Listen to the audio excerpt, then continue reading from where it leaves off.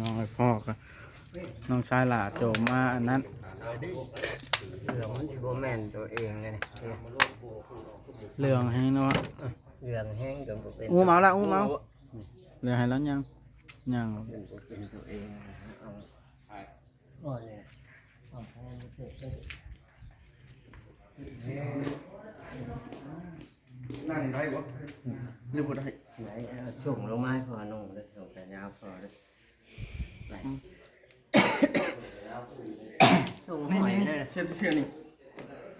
บ่แพ้ก็มีมึง แพ้ไหม มีก็เชื่อนี่ น้อยเลยนี่แพ้ก็มีเอ้า บ่แม่นแพ้นั่นบ่ แม่นแพ้เสร็จอันมึง แพ้ชุดอันนี้แหละเอาว่าแต่เป็นรถไถเอาได้ไถเอาว่าแล้วที่ยังหล่าขึ้นชวนป้าพ่อบ่แม่น ก็แล้วเวียกเก็บยางขายแหละเวียกค่าเดียวนึงก็มานี่ลุงเวียงสร้างเวียงนะบ่แล้วก็ได้พี่น้อง กุ๊กนี่ไอ้กุ๊ก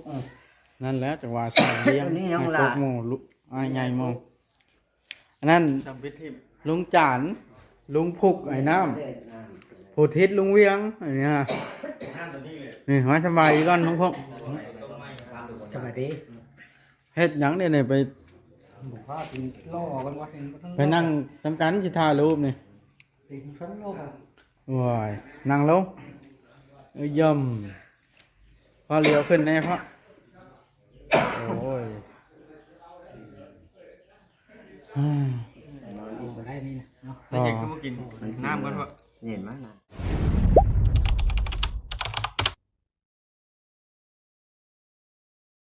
อ้าวพี่น้องเด้อเปิดภาพขึ้นกระดาษแจ้งแล้วมาในกระดาษคืนนี่บ่ได้นอนสักคนมาเผาก็เต็มเจ้าบ่ได้พากันนอน มันแบบว่าพ่อเป็นคันจนโตนี่น้องไผ่ล่ะ สบายดี กินข้าว กินข้าวกับปิ้งปลานี่ น้องไผ่ล่ะเมียของคุณหมูลูกชายล่ะของอีพ่อมาแต่ส่วนยางอันนี้ เอาออกให้นะแม่นี่มันบุเป็นนะ มันยาง เส้นนี่ ผมงอกนะ เอาออกให้ ยาผมมีเวลา ออกให้ไว้ น้องไอ้พ่อก็น้องชายล่ะโจมมาอันนั้น เหลืองมันที่โบแมนตัวเองเลยนะ เรื่องให้เนาะ เหลืองแห้งกับเป็น อู้เมาละอู้เมาเรื่องให้แล้วยังเป็นตัวเองเอาอ๋อเนี่ยเอาพอมาเสร็จ นั่งได้บ่หรือบ่ได้ ไหน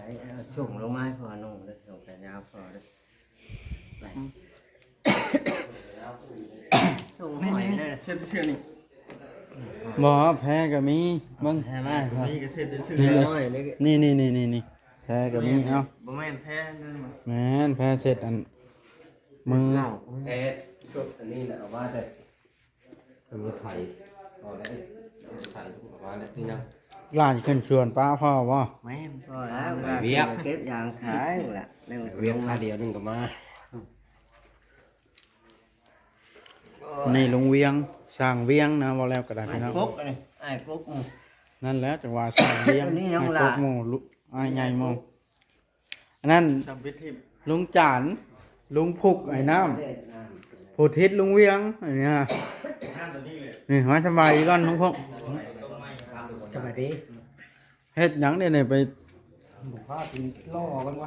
ไปนั่งทำการสิถ่ายรูปนี่ ตีชั้นโลก ว้ายนั่งลงย่ำพอเลี้ยวขึ้นแน่พ่อโอ้ย ได้นี่นะเนาะ แล้วยังก็มากินน้ำกันบ่ เห็นไหมนะ เย็นพอละ เอาน้ำ ในหม้อเนาะ ย่อนะเจ้านะเจ้า ในเต้า เย็นกับเจ้าเลยเนาะ แม่เย็นเจ้าเหรอ แล้ว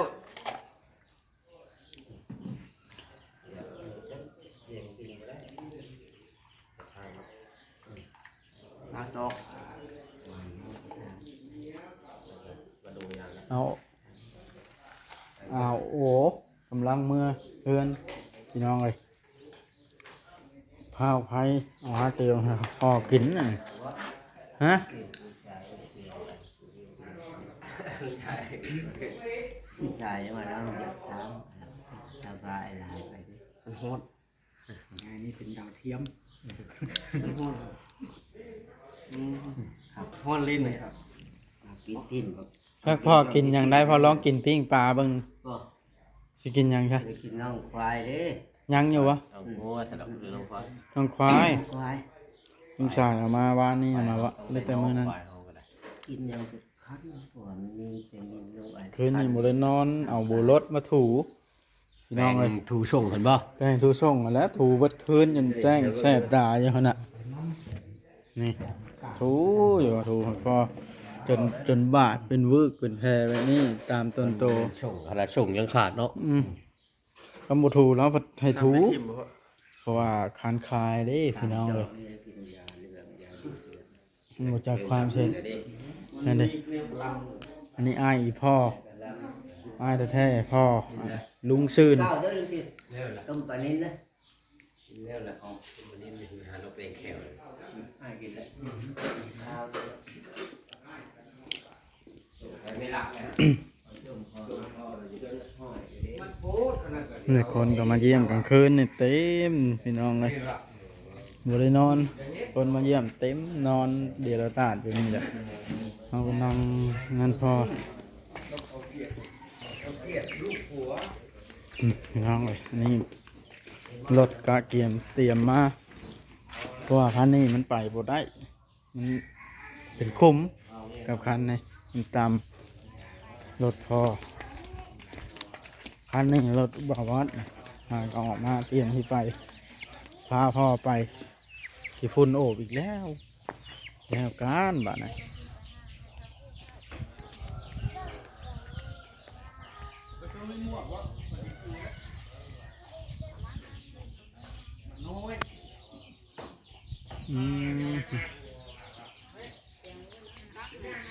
เด้อเมียบาวอดก็มาแล้วสบายดีเท่า สบายดี เตรียมสิไปใช้เดียวนี่ ว่าสิไปเกี่ยวข้าววันนี้บัวเด็กน้อยเปลี่ยนใจไม่ได้ไปแล้ววันนี้หน้าก็สิไปน้ำปูเนาะบ่มีบัวเด็กน้อย ไป มาเบิ่งหน้าสิตั้งให้ ประเทศก็สิไปใช้อันนี่ สิไปเกี่ยวข้าวประเทศไปกัน อยู่ใช้ยาวนะ อยู่หน้าตัวเองคุณล่ะ เอ น้า อ โคกน้องแม่ทำ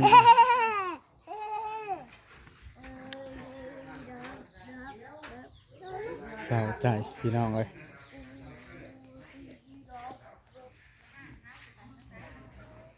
พี่น้องเลยประวัติสิมาอธิบายเรื่องรถ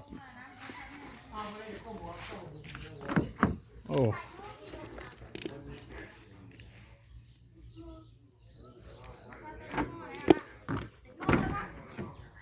7 โมงเกือบ8ละ8แล้ว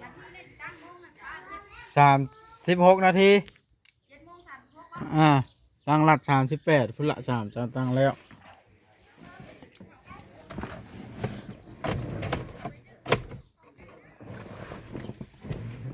นี่พี่น้องเลยอันนี้ก็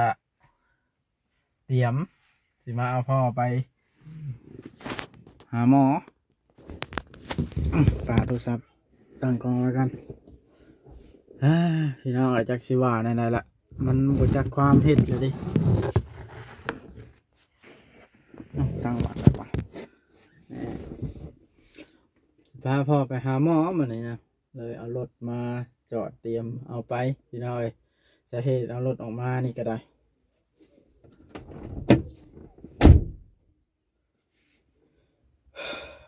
เมื่อยใจพี่น้องบ่ได้นอนมานี่กันหลายคืนเติบแล้ว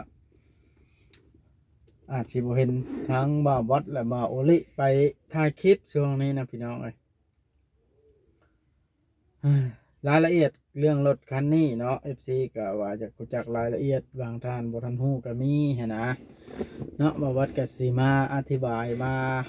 เว้าในคลิปนี้ให้พี่น้องได้ฟังเลยก็คือรถคันนี้เป็น Revo พี่น้อง Revo ปี 2016เป็นแต่งให้แต่งโชมให้เป็น 2018 และ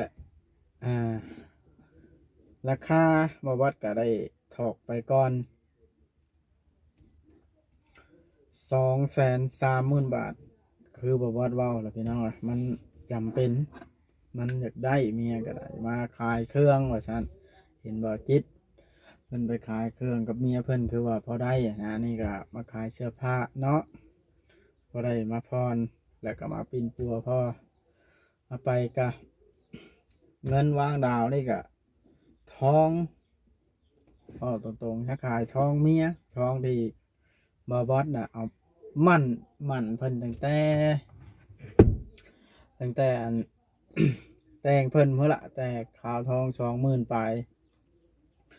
บาทครึ่งทองเมียเอามาขายพี่น้องเลย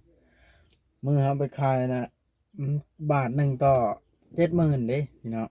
เราก็ได้กำไรหลายเติบอยู่จากข้าวซื้อ28,000เขาซื้อนะพี่น้องเลย แล้วก็บีให้บีห้องโยเมียกระดานมันหักจำเป็นบ่มีสิทธิ์ได้คืนเลยแล้วอะ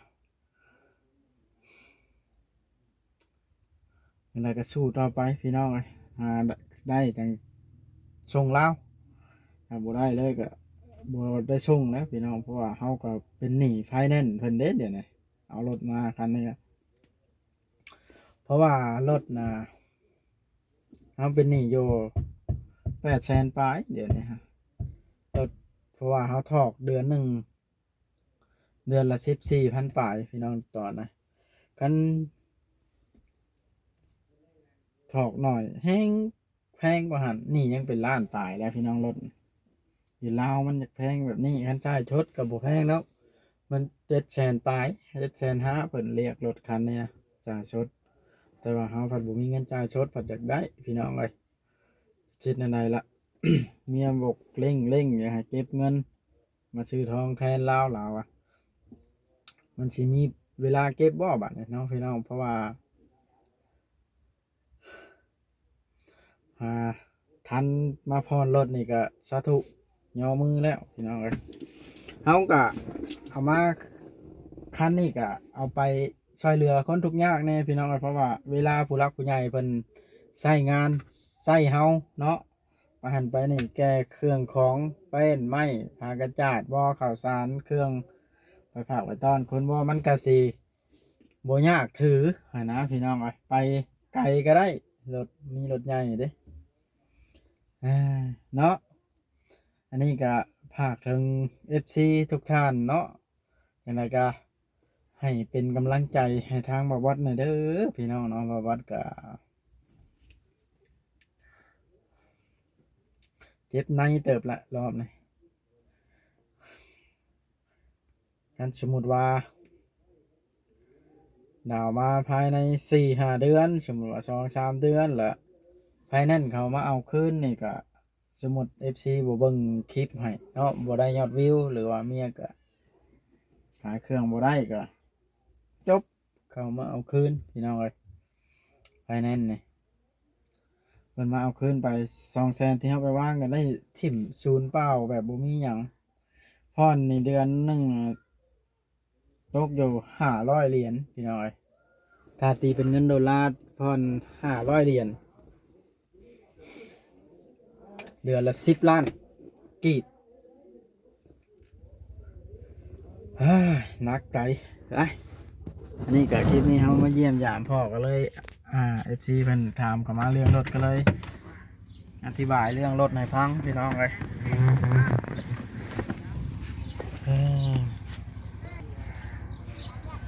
เด็กแม่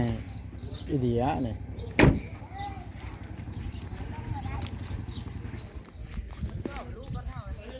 ผู้ใด นอนน้ำบ่ตื่นนี่ล่ากับอ้ายกับเอื้อย ไปเมื่ออยู่น้ำเขาจ้ะตกได้ก็น้อง ไป โทร ไปเกี่ยวข้าวก็บ่ได้ไปเลยเฮ็ดได้สิจองคิวแล้วดูดได้ ใช่แล้วหมูมีเวลาไปเกี่ยวพ่อก็บ่สบายพากันเผาพ่อเนี่ย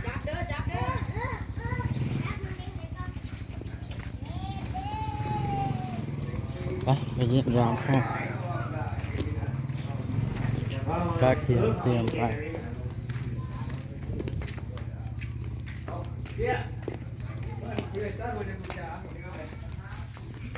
แป๊บนึง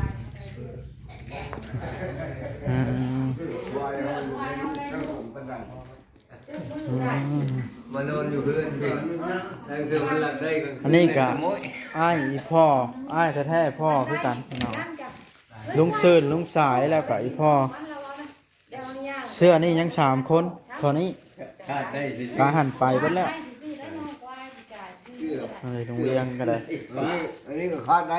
เยอะออกไปเล่นอันเลี้ยวอ่ะ ใช้ทุกอย่างใช้ทุกอย่าง กินพ่อกัน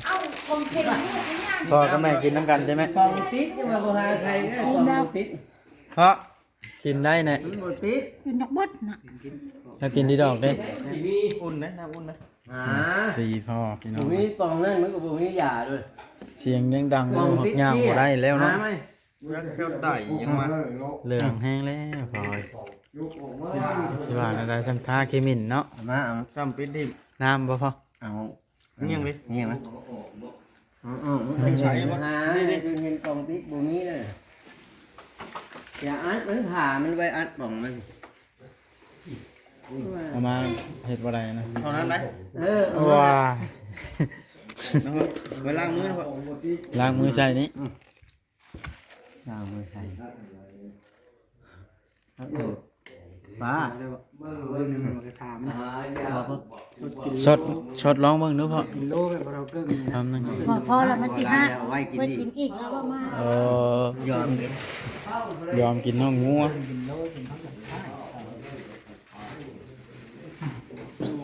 ฮักยาของแถวนี้เลย นี่เป็นเล่นเขาไปนี่แต่กี้บ้านบอกน้อยบ้านบอกน้อยนะฮะจะได้หักสิ5 เดือน ว่าจะใช้ยาแล้วก็ มาบ่ละมานบอกน้อยได้5 เดือนแล้วมัดพ่อแล้วไปคุดน้ำคุดน้ำ16ให้บัด16พูด หัวเป็นแม่น้ำนี่ไง เอาพี่น้องเอ้ยคลิปนี้ก็ได้สิบ่ได้ถ่ายยืดยาวสิได้จบคลิปลงใช้ยาสูบนะ บวกพูดแล้วบวกไปน้ำให้ ลุงมันอยากสูบยาจะเตียงผมว่า ต้องโจใส่ที่เราจับเลือกมันเราจับเอาหัวใหญ่ๆๆอิ่มคักของกูบ่ มันจะสูบไปให้ลุงกัน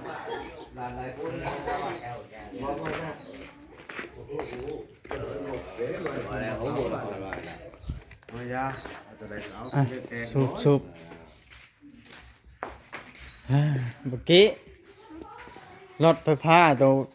บ่ได้มีโรงเรียนมันบ่มีสายสากพอไปมันนี่พอสิซื้อเข้ามาเด้อ